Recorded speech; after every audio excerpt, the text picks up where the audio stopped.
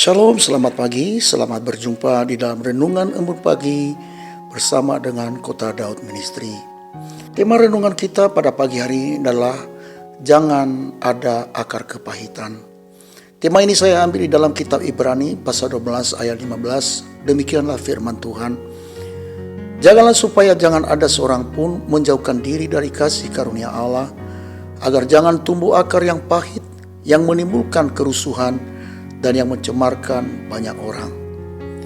Saudaraku kekasih di dalam Tuhan, akar kepahitan pastilah membawa masalah, baik pada diri kita yang mengalami luka, dan bagi orang lain yang membuat kita terluka. Mengapa akar kepahit ini terjadi? Jawabannya adalah karena kita menjauhkan diri dari kasih karunia Allah. Itulah sebabnya penulis Ibrani dalam nas hari ini kembali mengingatkan kita agar jangan menjauhkan diri dari kasih karunia Allah. Jika kita menjauhkan diri dari kasih karunia Allah itu, maka kita akan rentang terkena akar kepahitan.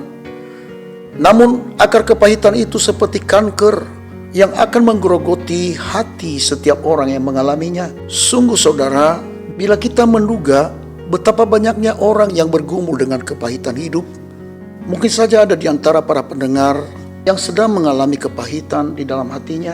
Untuk itu hari ini mari kita cek hati kita yang diibaratkan seperti sebuah taman.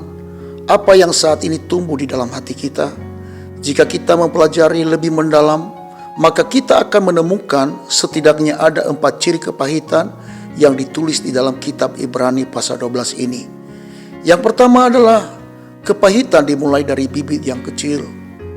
Dimulai dari Ibrani pasal 12 ayat 12, kitab Ibrani menggambarkan orang percaya yang putus asa sebagai atlet lari yang kelelahan ketika berlomba. Orang bisa membuat kita merasa kesal, menyinggung perasaan kita, terutama menyakiti hati kita, sekalipun mereka tidak bermaksud demikian. Namun, kita sering gagal untuk melihat bahwa Tuhan menggunakan orang-orang tersebut untuk memperbaiki tingkah laku kita.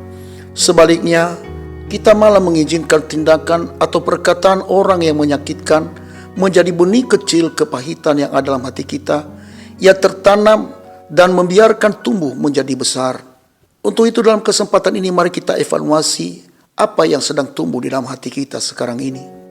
Yang kedua adalah kepahitan membutuhkan tanah yang tepat.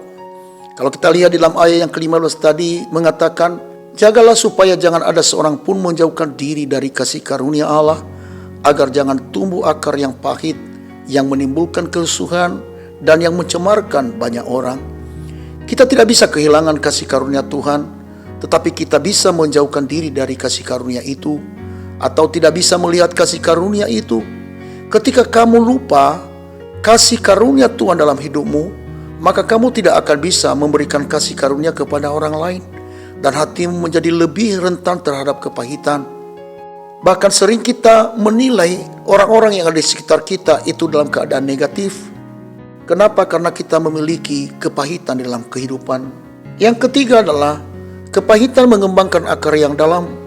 Saya ulangi lagi di dalam ayat yang ke-15, jagalah supaya jangan ada seorang pun menjauhkan diri dari kasih karunia Allah, agar jangan tumbuh akar yang pahit yang menimbulkan kerusuhan dan yang mencemarkan banyak orang.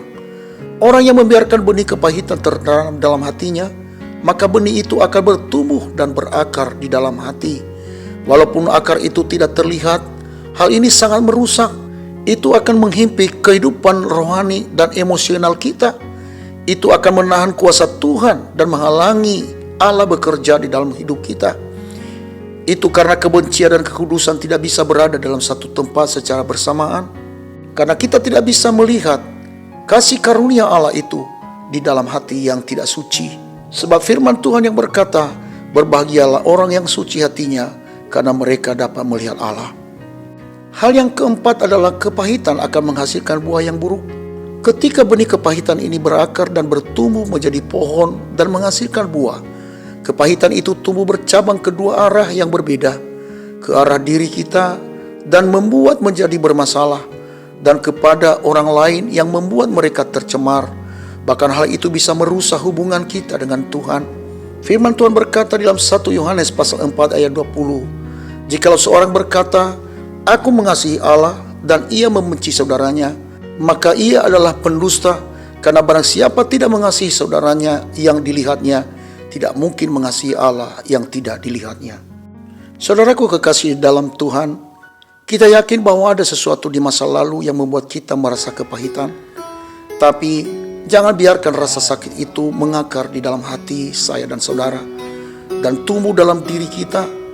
Jangan menyiraminya dengan cara berpikir yang berpusat pada diri sendiri. Jangan memupuknya dengan mencari simpati dari orang lain. Apapun rasa sakit yang kita alami, bagaimanapun orang lain telah menyakiti kita, bawalah ke kaki salib Kristus dan katakan, "Ini milikmu Tuhan, aku memberikannya kepadamu."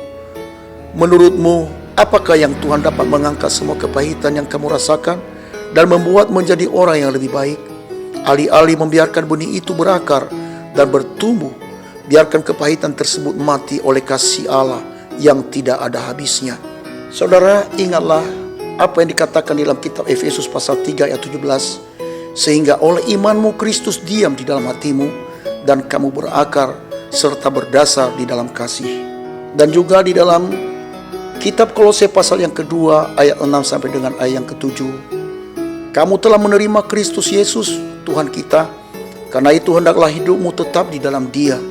Hendaklah kamu berakar di dalam Dia dan dibangun di atas Dia. Hendaklah kamu bertambah teguh dalam iman yang telah diajarkan kepadamu, dan hendaklah hatimu melimpah dengan syukur. Saudaraku kekasih dalam Tuhan, marilah buka hatimu kepada Dia. Dia adalah Allah yang dapat memperbaiki yang sudah rusak menjadi lebih baik. Kita yakin dan percaya bagi Tuhan tidak ada hal yang mustahil.